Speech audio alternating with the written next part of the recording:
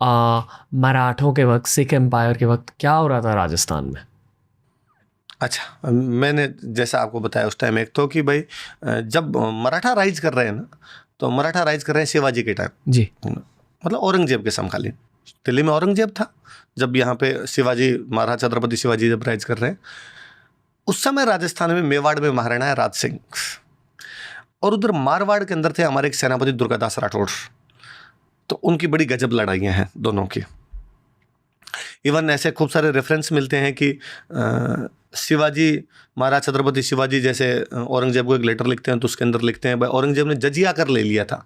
Non Muslim से एक tax लिया करते थे जिसको जजिया बोलते थे।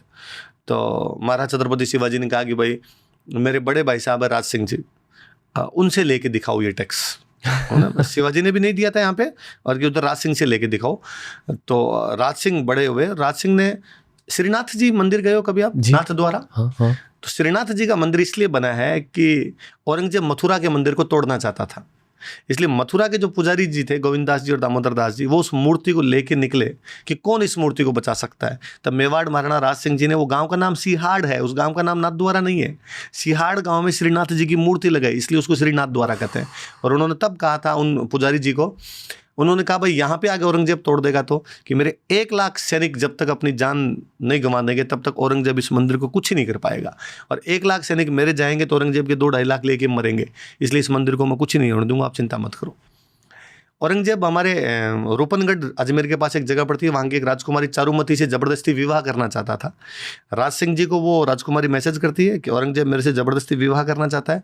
राज सिंह जी उस राजकुमारी से शादी करते हैं, औरंगजेब से युद्ध करते हैं और औरंगजेब की सेना को अजमेर से वापस भगाते हैं। मारवाड़ में अजीत सिंह को औरंगजेब राजा नहीं बनने दे रहा था, औरंगजेब राजा नहीं बनने दे रहा था, तो राज सिंह जी सपोर्ट देते हैं उधर और औरंगजेब की सेना को खूब सारी युद्धों के अंदर हराते हैं।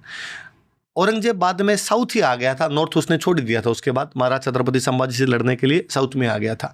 तो मराठा एम्पायर के राज के टाइम तो ये सब चल रहा था उधर राजस्थान के अंदर। औरंगजेब के मरने के बाद मुगल एम्पायर डिक्लाइन कर जाता है। मुगल एम्पायर को डिक्लाइन करवाने में भी राजस्थान का बड़ा रोल है। औरंगजेब के ठीक बाद में औरंगजेब का बेटा राजा बनता बहादुर शाह प्रथम। राजस्थान की 3 बड़ी स्टेट जयपुर, जोधपुर और उदयपुर, ये तीनों अलायंस बनाते हैं। अलायंस बना के बहादुर शाह से 3 लड़ाइयाँ लड़ते हैं। वो बहादुर शाह से एक लड़ाई लड़ते हैं जोधपुर के अंदर, जब अजीत सिंह को वहाँ पे राजा बनाते हैं और मुगलों का वहाँ पर जो कमांडर था जफर खान, उसको वहाँ से निकालते हैं, जफर कुली बेग को। वो एक लड़ाई लड़ते हैं सांभर का युद्ध, लेक सांभर, जो आपने सांभर लेक सुनी हो तो कभी, वहाँ पर जयपुर का राजा सवाई जय सिंह मुगलों को हराता है और सैयद खान जो था उसको हरा के वहाँ से भगाता है। वो एक